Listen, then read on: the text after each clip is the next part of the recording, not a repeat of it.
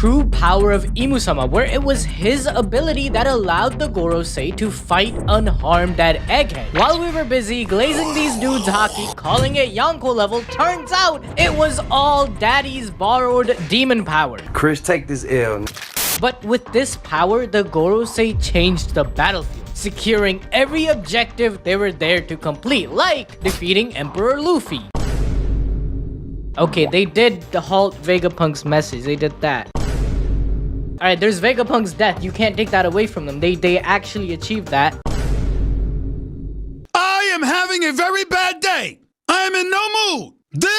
Today is one of the worst days that I've had in a long time.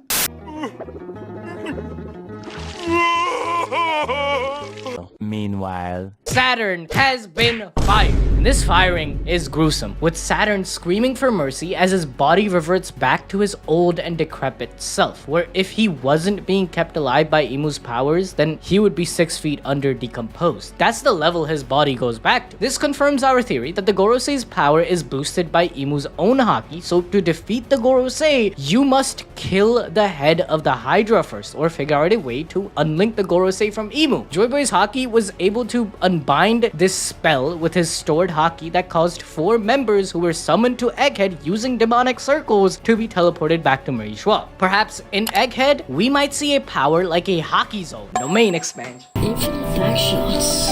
Okay, that could happen though, like a Haki Zone where outside interference is cancelled out during a fight, okay? It's like a domain expansion, but not really. Damn, that's crazy. Something that is unforgivable for Imu though is Joy Boy, the man who Imu's Pookie Lily decided to duel with instead of him 800 years ago. Imu is immortal, bro. Why did she pick the other dude? This is why I play solo, guys. This is why I play solo. But regardless, Imu literally sucking Saturn dry out of his life force further proves our theory of him having the devil fruit. He is literally the devil, where he makes a contract with his subject and shares part of his powers to them. This includes the immortality he gained and the ability to teleport using the Kabbalah circles. But this is a two-way connection, hence why Joy Boy's haki, when unleashed from Emmet, reached Imu, making him bend his knee. This was the greatest trauma reawakening and humiliation Imu must have faced since 800 years ago. It hurt this man so bad that his devil fruit power, which had allowed the summoning of the Gorosei to break, hence why the other Gorosei were sent back to Marie Schwab. Imu also, as the devil, plays God on earth, as from a biblical context, God is flooding the world to erase the sin of man that was left behind. Imu, in a way, is replicating this, associating himself as a deity. In fact, in katakana, Nerona spells out Kami, and Imu spells Hotoke, which means Buddha. This is his claim to the world, being the deity that controls everything behind a veil. However, when we go back to the Bible, in 2 Corinthians 4:4, it states, Satan, who is the god of this world, has blinded the minds of those who don't believe. They are unable to see the glorious light of the good news. This directly correlates to Imu, who has blinded the world with his lies and manipulation, where the glorious light of the good news is the return of Joy Boy and the coming of dawn that was prophesied. Joy Boy is the light and Imu is the false deity of the One Piece world, and Luffy is Jesus' resurrection. That's a video for another day. What the hell are you talking about? If you enjoyed this, watch this next banger video on screen right now. Please